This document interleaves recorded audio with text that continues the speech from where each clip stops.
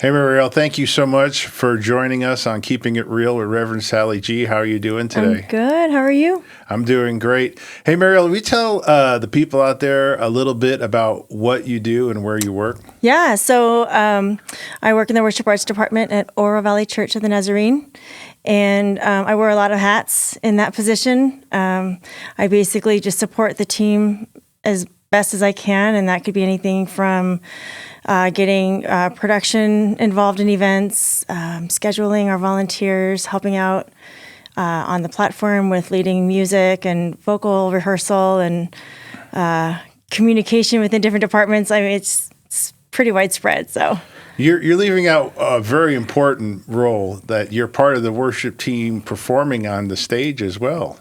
I do serve on the platform when needed. Yeah. When needed. You belt it out amazingly. You have an amazing voice. Thank you. Do love hearing you when you sing lead. Thank you.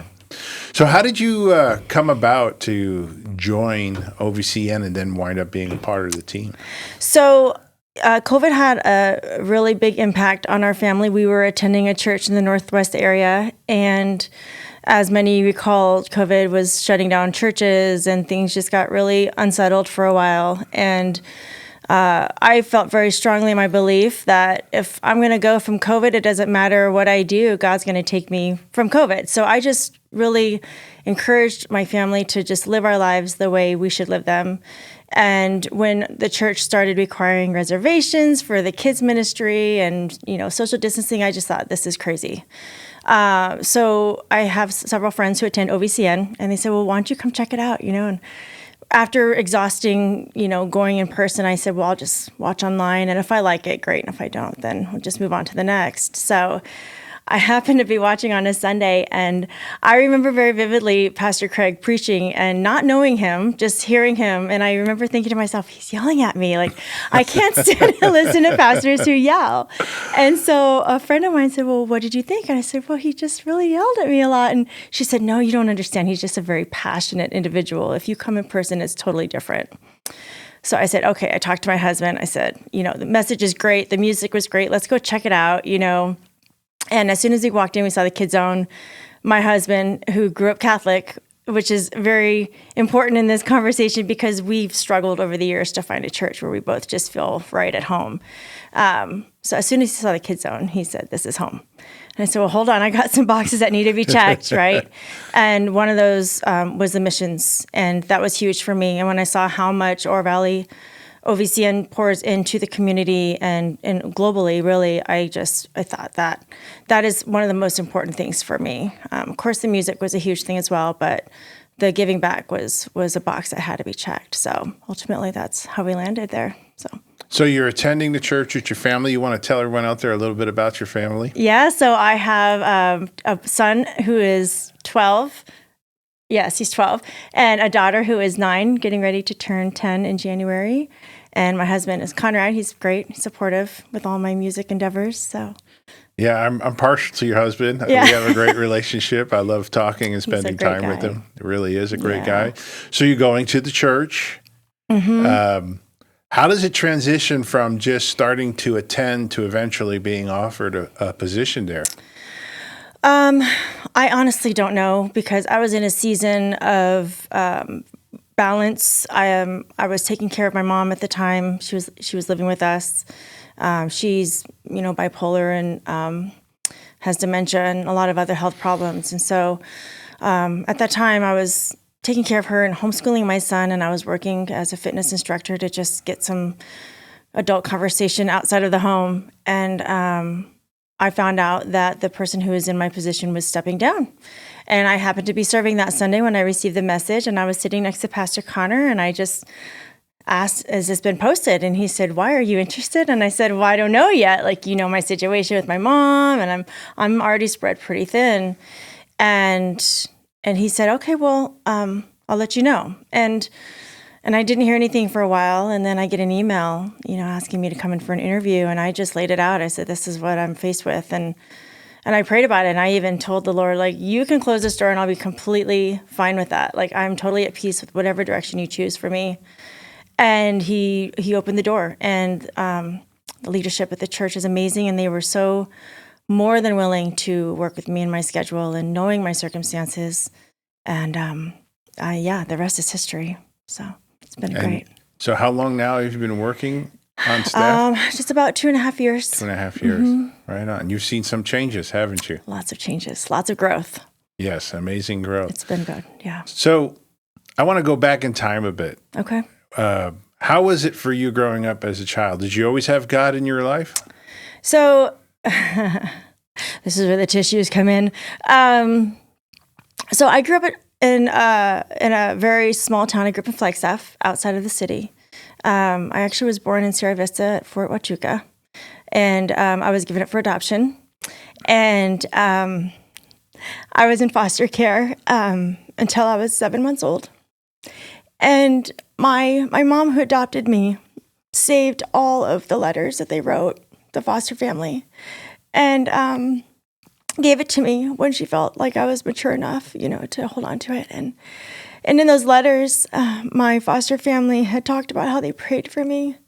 And I didn't grow up, I can't say I grew up in a Christian home. We attended church. With my mom being bipolar, there was a lot of imbalance. Just, she was Jehovah's Witness, and then she wasn't anything, and then she was agnostic, and then she was Pentecostal. And so I just kind of went with it. I think being adopted just kind of forced me to be fluid. You just adapt to your surroundings. And my dad was just trying to save the marriage. And so we all ended up at a Pentecostal church for a while. And that church has such a huge impact on me. But leading up to this, I didn't really have like a firm foundation of Christ in my life. It was these letters that I knew these people prayed about. And there was a God who I knew created me. But beyond that, I didn't really have any biblical knowledge. And so the Pentecostal church really is kind of what fortified my belief in Christ. And I got baptized with my dad around the age of 12. And shortly thereafter, my parents divorced. And I just kind of went off the deep end. My whole world had been flipped upside down. Like, I thought I had like the perfect childhood and the perfect family, and how could this possibly happen to me? And so it really rocked me. Rather than turning to Christ, I was still involved in the youth group and stuff, but it almost wasn't enough. And I turned to worldly things for quite some time. And fast forward to 2005, I'm living in the Florida Keys. I'm in a relationship with somebody who abuses me and alcohol and other things. And I have my little temporary tattoo stand on the beach that I'm doing, just bumming around, and I'm going down this path of just not godly, right? I'm reading books from this psychic and totally lost. And out of nowhere, this woman comes up to me and asks me if I know the future. And I said, well, yeah, this book I'm reading right here tells me all about it, right? And she said, no, I'm talking about Jesus. And in that moment, Jesus met me where I was. And I knew all along there is a God, and I heard of Jesus and I learned about it, but I wasn't following. And so that's when I came back to Christ. So I can't say that my home life really had much of an influence, but there were definitely elements of my childhood that contributed to where I am now. So it got me where I am. Did you grow up as an only child? I did. Okay. Mm-hmm. And then how old were you when this lady came up to you and asked you that question? I'll have to do the math. I would say I was probably 24, 25, around there. So now you've had this, I would imagine it kind of grabbed you in a way unlike anything else, conversation with this lady. Mm-hmm. And then what transpired after that? I found a church in the Keys, and I sat in the back and I cried. And I stuck around in this relationship for about another year. I had a couple other events happen to me, and I just realized I got to get out of here. I got to get out of this place. It's a dead end. I'm in a dead end relationship. I had no money, and I think I finally was able to get $1,000 just to get me back to Arizona. And things transpire. I didn't plan on spending the rest of my life in Tucson, but I ended up here for a friend who was going through a difficult time, and I ended up sticking around. It kind of grew on me, and then I met Conrad, and when we met and I knew of his strong Catholic background, that's when I really started to kind of want to get back into church. We got married. We were involved. I was involved in the church before we got married, and I knew that we were going to raise our children in a church. And so I can't remember what you asked me before that. But That's okay. That's okay. So let's talk about when you first met Conrad. Yeah. So who was attracted to who first? How did that all play out? Yeah. So I noticed him. How much can I say? I don't know. You can the say pastor's whatever. Going to hear me. Well, you can say whatever you feel comfortable with. Okay. I was not his type. Let's just put it that way. Okay. I have a couple tattoos that he was not intrigued by. And they're not bad. It's just not his thing. He's old school. He's old fashioned. Mm-hmm. Yeah, it's a bit of a long story, but yeah, we met just randomly without any help. Okay. I guess the rest of it's G4 classified, huh? Yes. That's a good way of putting it. All right. So you meet Conrad, you're starting to date, you get married, and he's Catholic. So do you lean towards a Catholic church at that point, or how did that go? Yeah, that was rough. It was okay until children came into the picture.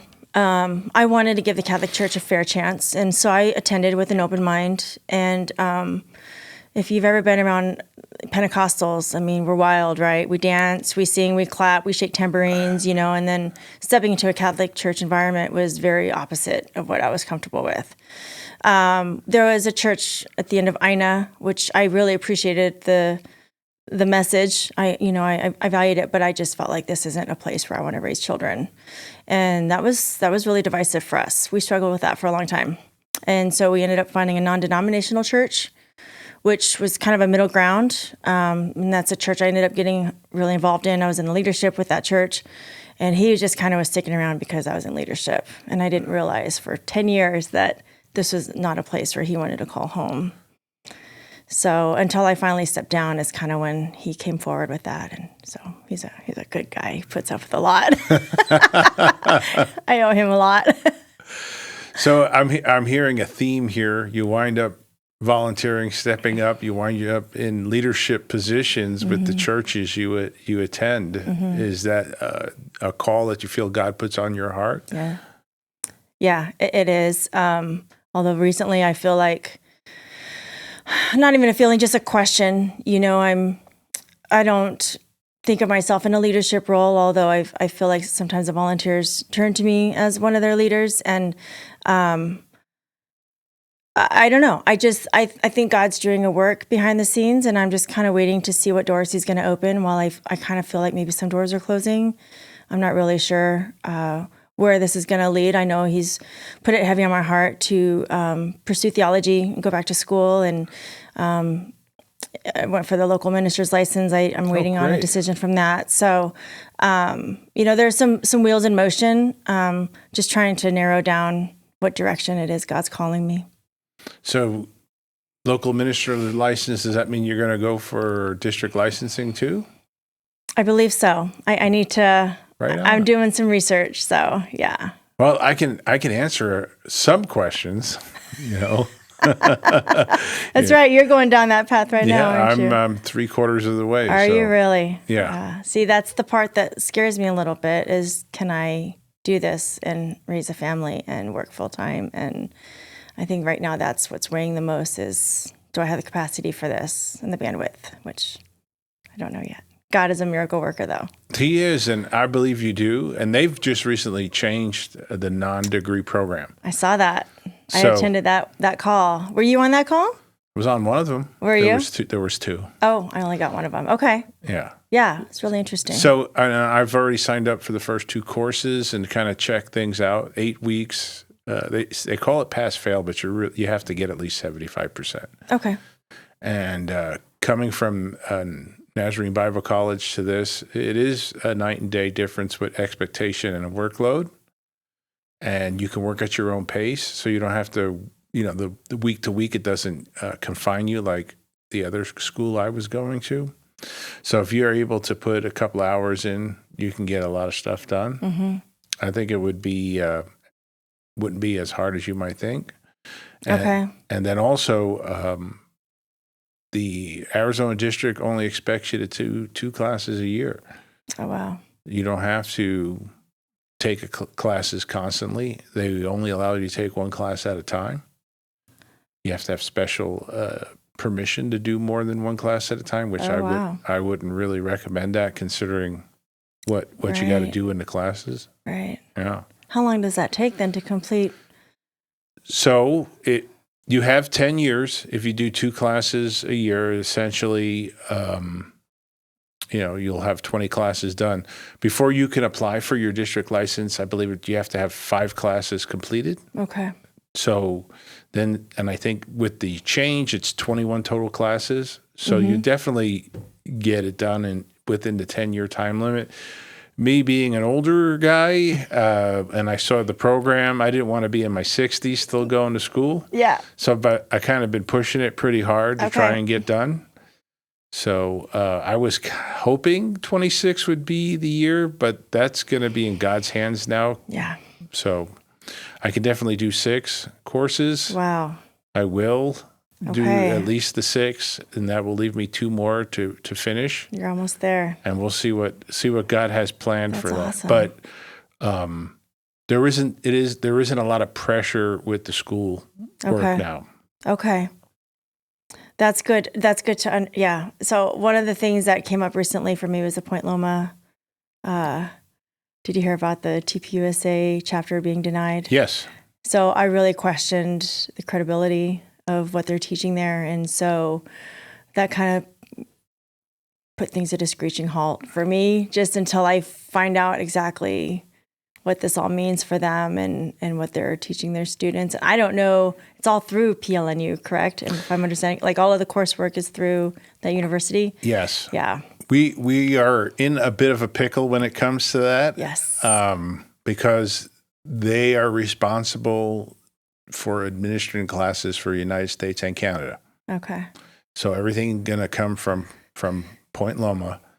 And, they are a Nazarene-based school, and there are certain things that don't align with the theology that we believe and stand up for. Mm-hmm. Are you aware of the letter that we've drafted and signed and submitted? And we're just asking them to stand on the theology of what the Nazarenes believe. Right. So Turning Point was really the tip of the iceberg, so to speak, for us. Mm-hmm. And that's why Pastor Greg got so passionate about it and spoke out. Mm-hmm. And now that I know the letter, I don't know if it's officially been sent yet, but it's been signed by all of us. Good. Yeah. I applaud that. I think somebody needs to speak out against that and the impact that we have in our community and other Nazarene churches. I feel like that kind of weighs on us a little bit. If we don't do something, then what do we do, right? Exactly. Yeah. What people don't realize is if we don't speak out against what's against the Lord, we are essentially saying we agree with what's going against the Lord. That's right. And that goes with everything in the world. That's right. So we need to be bold, we need to be with compassion, humility, and grace, but we still need to stand for the truth. Absolutely. And stand up for the truth. Absolutely. So, I'll be honest with you. The thought has crossed my mind about that, about how I would deal with a professor that oversees the class that theologically might not align completely with the Word of God. Right. And then I also honestly thought, I put my name on this letter, and now I'm going to school there. Oh, boy, am I in for it or not? But trust God, I really do. And He's got me, and He's got this situation. That's right. That's right. Well, good. I hope that works out for you. Yeah. It will. It will. And the one thing, and I think you're already aware of this, Craig and Chris, they've got your back, and they help every step of the way. And if there's ever an issue or a struggle or anything like that, you can go to them. And especially with this situation, they'll be right there in your corner. Okay. That's good. Because I don't want it to happen, but if I suspected what a class I took, I got a poor grade because of my name being on that letter. That's a real thing nowadays, right? Yeah. I would, hey, this is what I feel, and I know they'd go to bat for me. Good. Yeah. So, yeah, they're great leaders like that. Even I'll share with you, even at NBC, I had a teacher that said to me in the class, there's more than one way to go to heaven, not only through Jesus Christ, that there's more than one way. Interesting. And he was making a counterpoint to my declaration of salvation through Jesus Christ only. And I was really thrown by that, because here's a Nazarene professor who's teaching at Nazarene College saying that there's more than one way to get to heaven and earn salvation or receive salvation. Right. And I went to Pastor Jim, and because he's my mentor, and I said, what do I do with this? Because I'm not happy about this, and I don't want to flunk out, but I got to speak the truth. And he encouraged me to speak the truth. Good. And I did, and we went back and forth a couple of times, and then I wasn't trying to go tit for tat. I just kind of said what I felt the Lord wanted me to share, and then I moved on. And I will say this, in the few times that I've kind of, I guess, butt heads, for lack of a better word, with professors. You? Yeah, me. I've spoke what I felt was biblically sound. Good. And none of them ever dinged me for it. Good. Yeah. Okay.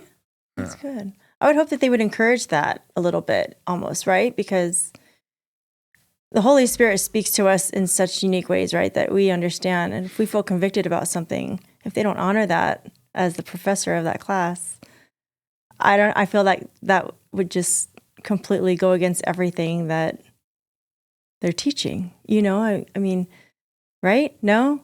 I would think so. I mean, we're going into uncharted waters with this new program and this situation. So I'm hoping so. I really am. I'm so too. But it'll be apparent if it isn't. And I'm really confident that if any actions need to be taken, they will be. Yeah. Yeah, for sure.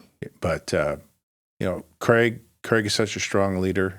Chris is such a strong leader. And our executive team is a united front. Absolutely. For the kingdom of God and God's truth. And they are. And I trust in that, and I trust in the Father, and it'll be okay. Yeah, for sure. And there are alternatives, though they're not going to encourage them. The Arizona district is really gearing everyone to take stuff at Point Loma.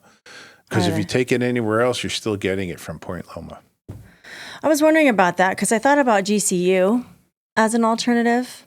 Not only, I'm going two different directions here, but one of the concerns was, what if I want to pursue this, but then I also want to incorporate like a behavioral health element to it, and then what if I decide that I want it to be a degree? I can't take those credits for the non-degree course of study and turn those into credits, right? And so then if I went to GCU, I could get those credits, but then does it align with PLNU? These are the things that I'm like, okay, I'm going to get through this season of Christmas and then really hunker down and try and find these answers so I know how to move forward. But so if you're pursuing a degree, it's different than just to satisfy ordination. Okay. And you can go where you need to go or where you'd like to go. Yeah. Okay. You will still need to meet the requirements for ordination in the Arizona district. Okay. And what satisfies that. Got it. So if you're pursuing a degree at another institution and they don't include some of the courses that will satisfy ordination for Arizona, then you'll just have to take those additional classes. Okay. That's the way I understand it. Okay. All right. So it could work. Okay. So now I'm dying to ask you, because you feel that there's this call on your heart. Yeah. What type of ministry do you see yourself in? Oh my gosh. I don't know that I could just give you one straight answer. So much of my story has made it so that I want to help other people. And I see a need in our youth especially. I just have such a heart for our children all the way up through high school.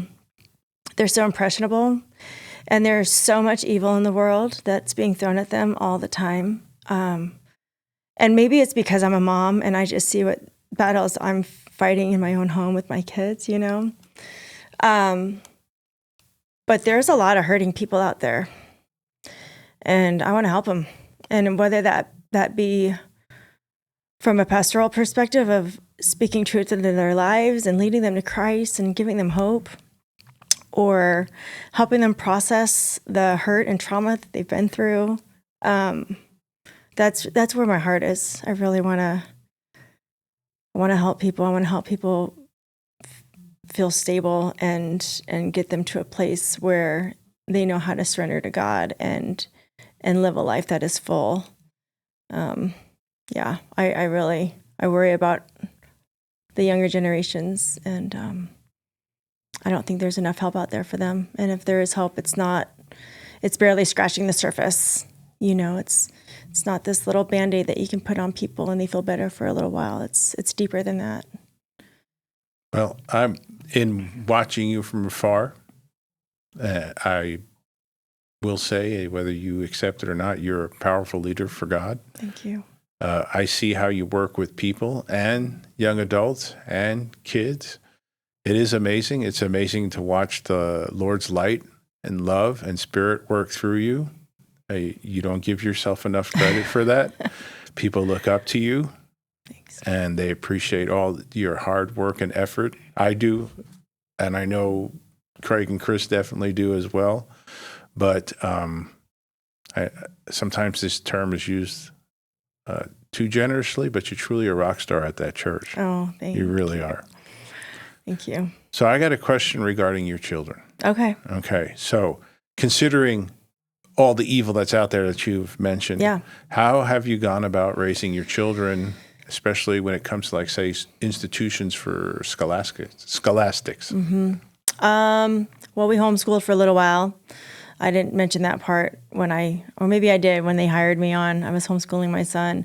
And if I could, I would homeschool my children full time. I think that what's happening in the classrooms without parents knowing is pure evil.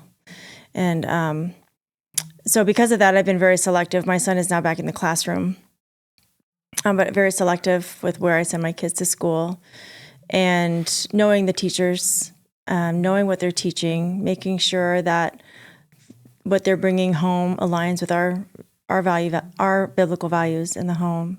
All of this stuff with, this transgender ideology and this and that, I think that's probably been the hardest. And I feel like society has almost made it a joke now. And so I hear my kids just flippantly say things that I think are totally offensive.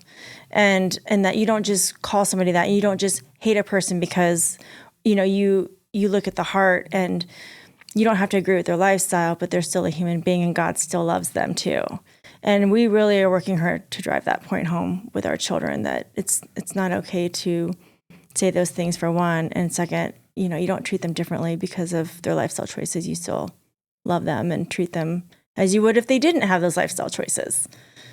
So that's just really bringing it back to God's love and reminding them that they're children of God, just like you and I. So where have you seen, just from your observation of raising your two children, where you see the most profound effect on them in a negative impact, in a secular or evil impact? What dynamic? Is it social media? Was it the school system? Music. Interesting. Oh, elaborate. So, you have these actresses like Ariana Grande who are putting out these movies that, are just right. It's just, I feel like it's just in your face and it's so attractive. They make it desirable. And then you tune into one of her songs, and there's language that I don't want my kids hearing. She's talking about things that are inappropriate, and yet she's drawing people because of this movie. And then I think that it's attractive. They make it attractive. Who's the other one that is dating the football? Oh my gosh, help me. Yes, Taylor Swift. Yes, she's another one. Started off innocent And you start following her, and all of a sudden, boom, she drops this song that is so inappropriate. And so I feel like it's a trap. They lead us in. They throw you the lure, and you go for it because it's attractive. And then once they got you, you're sucked in. And now I can't get my kids off of it. We don't do social media. I mean, I have it. I'm on it a little bit, but my kids don't just have full access to YouTube or movies. I mean, everything is filtered, and music is one of the hardest things to filter because we have a Spotify account and they can just get in there, and I don't know what they're listening to, so I'll go through their playlists and I'll delete stuff and I won't tell them, hopefully they don't see this video. But, it's just being involved in their lives and knowing what they're into and helping them decipher. I think K-pop Demon Hunters is another good example of that. I don't know what that was, but that's okay. Okay. some of the things we deal with here in the studio. Okay, I'm like, is he responding to me right now? I'm sorry if that offends you.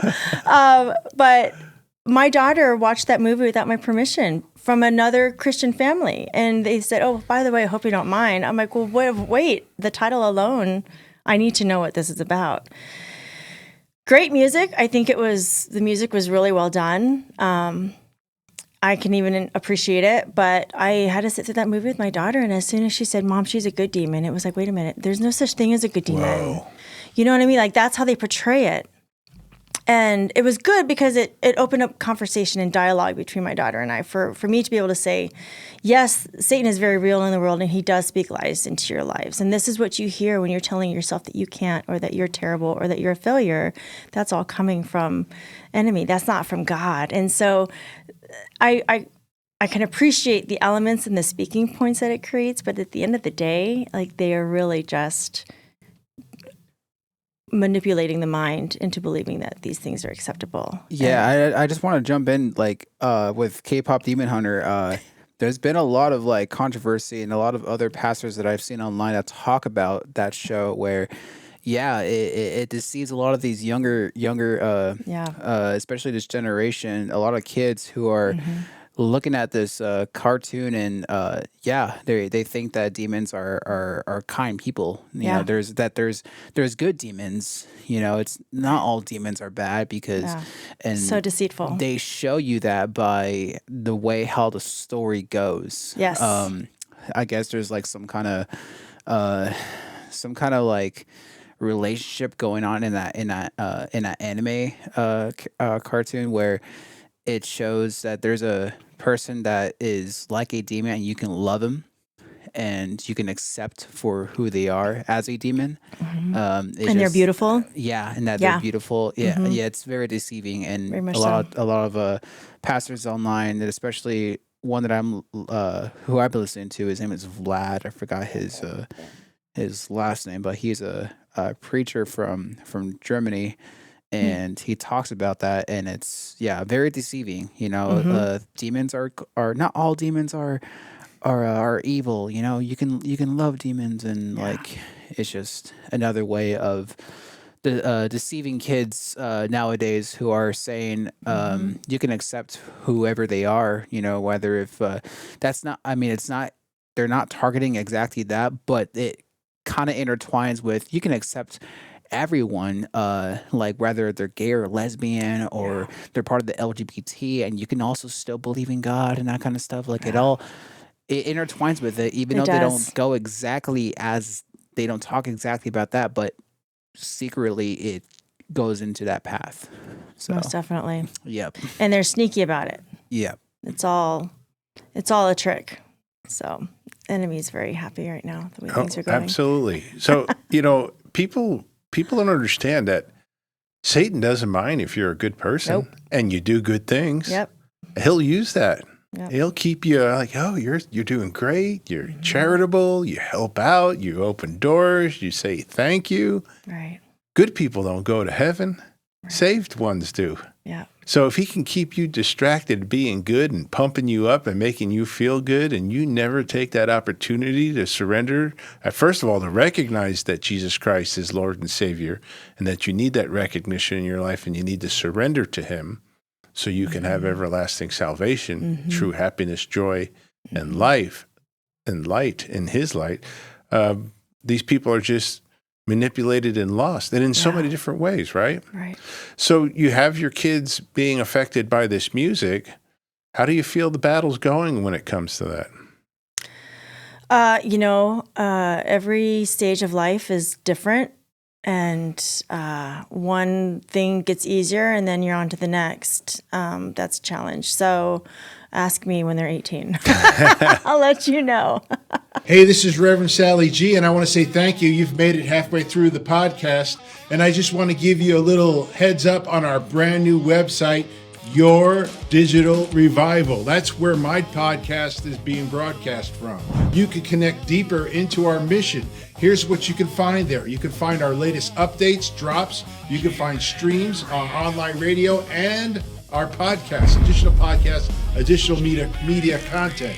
And you can always share your story with us. You can contact us and reach out. As a matter of fact, I want you to reach out to me. Reach out to Reverend Sally G. Let's have a conversation. And maybe you'll be the next one I feature in a podcast. And now, back to the show.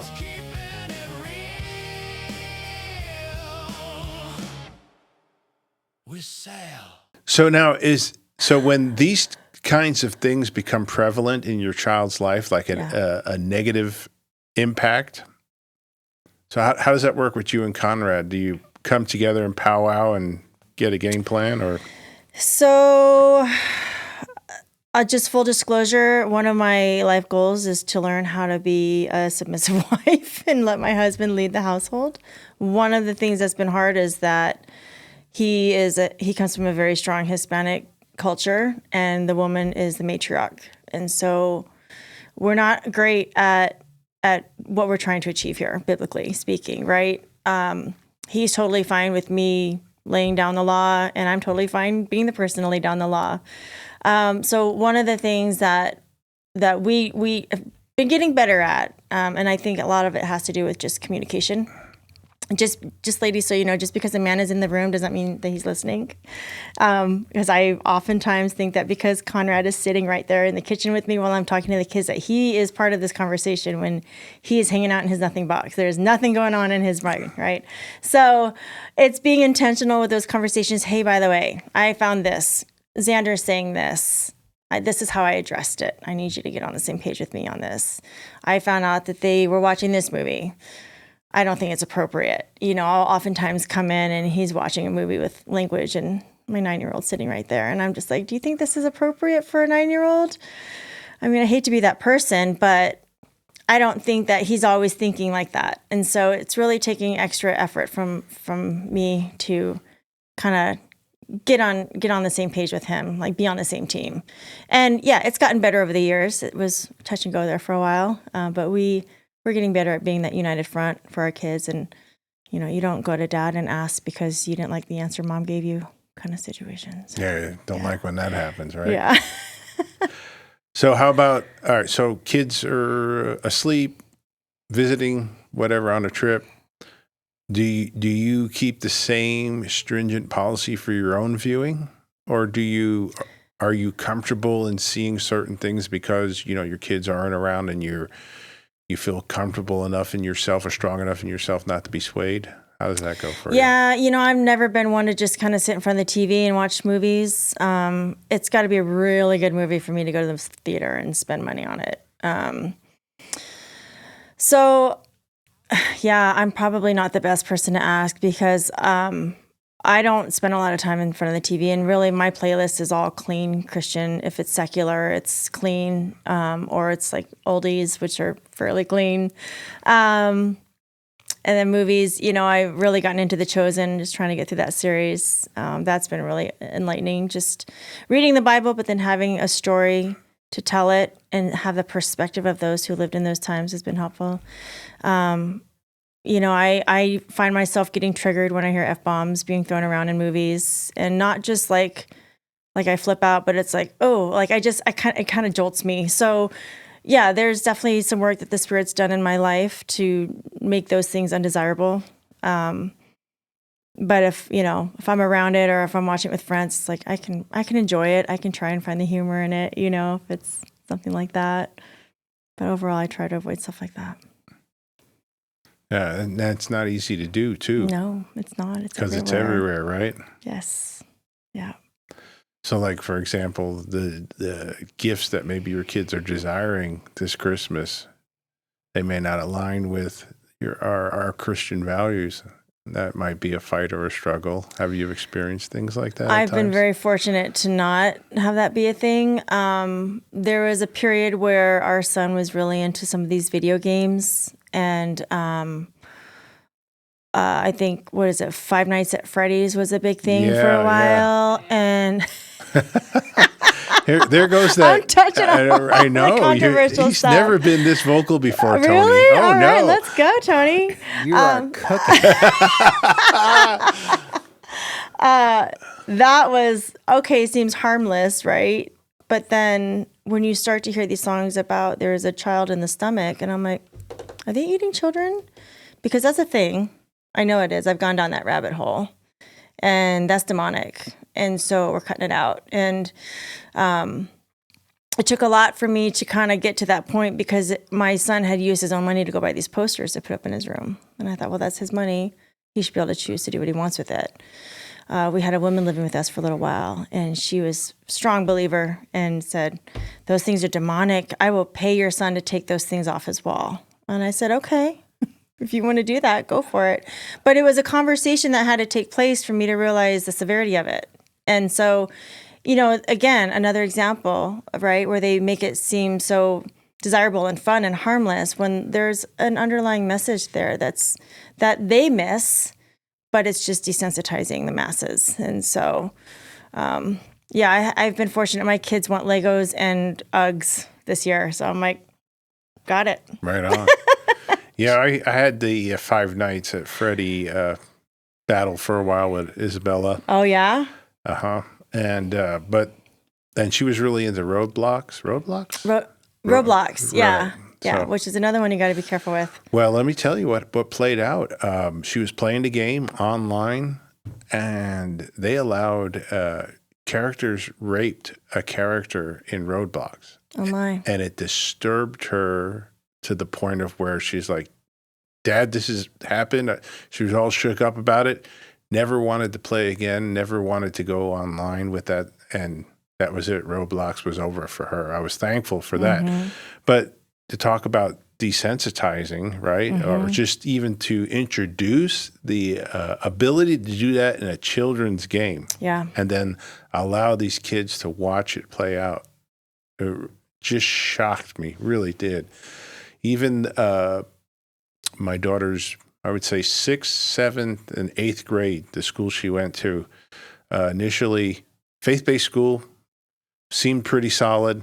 Yeah. And she came home. She pointed it out to me. She came home and said, Dad, look what my biblical studies class says in the biblical studies notebook. And I'm paraphrasing a bit what I'm about to share. Okay. It said, broccoli on pizza is not for everyone, but that's not a reason for it to be off the menu. And then they correlated that with gay marriage. Oh, my. In the biblical studies class in this Christian school. Oh, wow. And I couldn't believe what I was reading. I kept the book.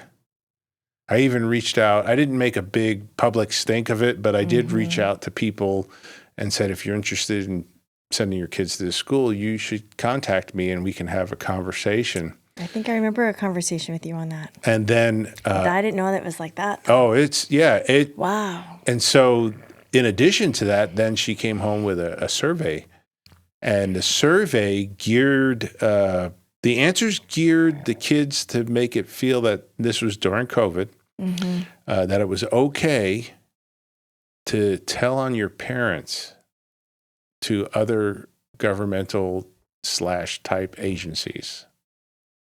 Oh, my goodness. Yes. It was frightening. So I had a meeting with the principal and the teacher. Good. And quite frankly, some of their excuses were pretty lame.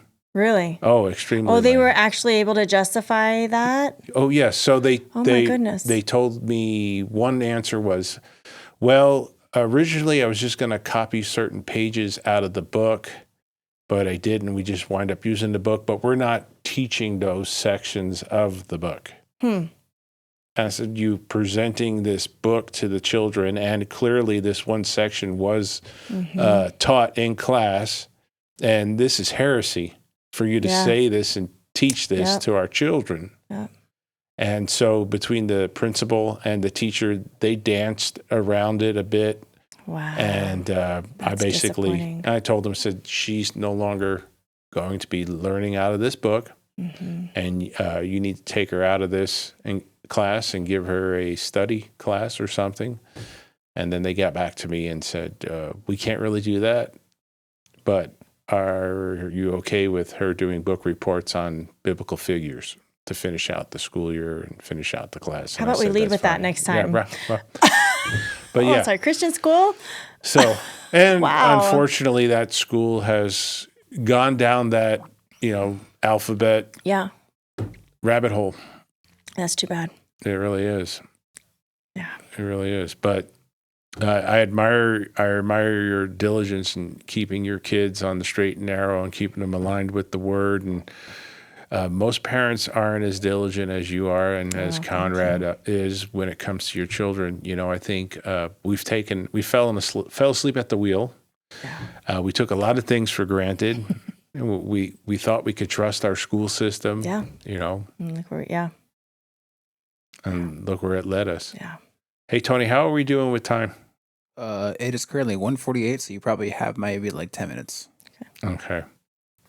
So, now that I know your desire to steer towards ministry, I think you would be great. Oh, man. I really do. I'm praying about it. It's scary a little bit. And like I said, I have a hard time deciphering whether or not God is closing doors or if Satan's telling me lies, right? Like, do you ever get in that position where you start doubting yourself, and I've been wanting to do it forever, like ever. And it wasn't until recently where I just felt like, okay, Mariel, like, you're not getting any younger.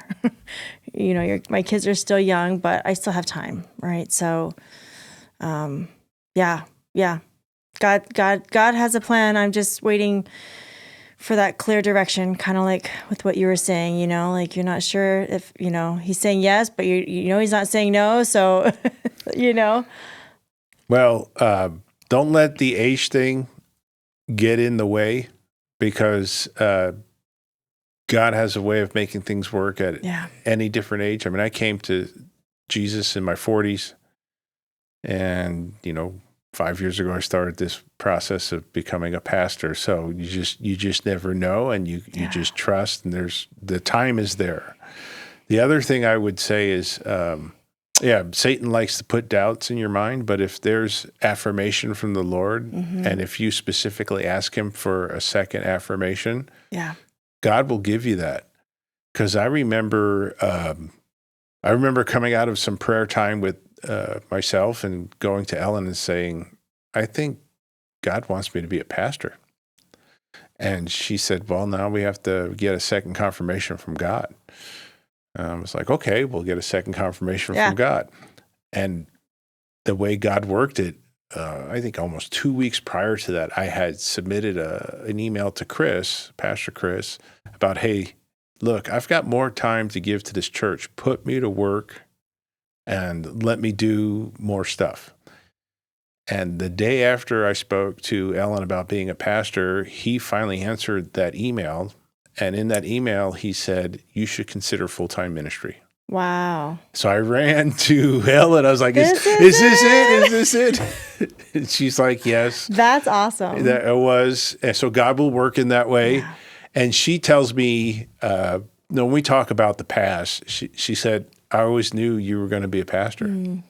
Very cool. And I didn't know. She knew. And the irony of that is she never wanted to marry a pastor because she grew up a PK. So it's funny how things happen like that. God has a good sense of humor. He certainly does.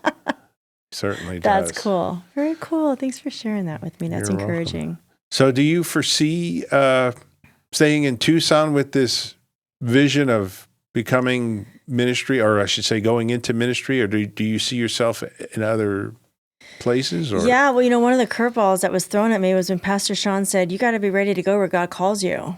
And I was like, well, no, I plan to stay here. Like, I'm not leaving Tucson, at least not until my kids are grown. We still have family in Arizona. So, I don't know. I have to be willing to go where God calls me. And if that means leaving Arizona, then that means leaving Arizona. I would hope not, though. I mean, this is home. OVCN is my family. I plan to die there. I have the same plans. Yeah. I had the same conversation with Sean. Yeah. And it just was so foreign to me to consider being someplace else other than OVCN. Right. Just for my background, grew up Catholic, Roman Catholic in New York, and I knew religion and God to be a certain way, a crooked way, a dirty way, a corrupted way. And, that's too bad. Coming to Oro Valley Church in Nazarene as a believer seeking and finding home, and then God, I mean, it was like a rocket. I took off in my walk with the Lord after that. But I looked at Sean and I was like, what are you talking about? It's like, you got to be ready. You got to be ready to when God calls you. And this is what he said to me. He said, if OVCN is the only place you ever stay at your entire journey, how sad would that be? Right. And I still wrestle with that because I wouldn't consider it sad. I mean, I respectfully disagree. Right. I mean, we're so blessed there, right? But not only that, like there's so much outreach that we do. I feel like OVCN can be home base. That doesn't mean that that's the only place where we're going to pastor people and shepherd people. Yeah. Like there's so much that we do outside these walls. And who's to say that you don't go off and start your own ministry? You might work at OVCN, but maybe God calls you in a direction to help the homeless, or you know what I'm saying? So there's so much opportunity to shepherd people. That's kind of how that's what I'm going with. Well, I'm glad you shared that because, I was like, am I the only one thinking that I don't want to go anywhere? I want to stay there. Yeah. Yeah. No, well, and coming from a pastor who just left everything behind in Colorado, right? Yes. Because God called him here, which I'm so glad he did. Pastor Sean is such Absolutely. a huge blessing to OVCN. I love working with him. But yeah, I mean, that's a perspective that's real. We got to keep that. Absolutely. That in the mind, yeah. Well, thank you so much. Thank you for taking time out of your very busy day and sharing on the podcast. We'll let you know when it's up there on the social media that you don't like to check out, but you'll have to check this out. Okay, you just edit out all the bad stuff, okay? Yeah, all the bad stuff. We didn't say anything bad about Chris, Sean, or Craig, we so did we're pretty good. Yeah, I think we're good. I mean, Awesome. Point Loma might be a little upset with us, but that's okay. All right, yeah, they might not want me on their on their roster. You might not pass. We'll see what happens. Hey, I told Craig and Chris a long time ago, I said, I don't need a title. Yeah. I know where God's calling me. That's right. And I'm called to spread the good news, to really have that moment where I realize God is real, salvation is real, this transformation is real, and to share that. Yeah. Everything else is a blessing that the Lord has put on me, but I didn't need it all. But this is direction that God put me in, I guess. That's it. Yeah. That's good. He's called you. That's great. Right. Yeah, you're the man for the job, Sal. Sometimes. We love you. Well, thank you so much. I appreciate that. And I thank you for befriending Conrad. I feel like you and David just came alongside him, and that was a huge turning point for our family. I just want you to know that. Well, thank you. I love your husband. He's a great guy. As we're closing out here, we did mission trip together, and we just have a bond there, a great friendship. I mean, come up was it last week with the purple hair, and I said, "Oh, what's going on with that?"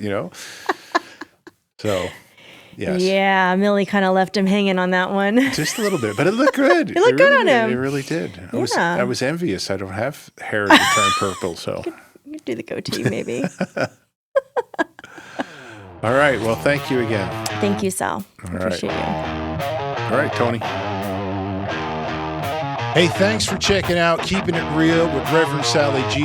Make sure to follow us on all the different platforms for more great content.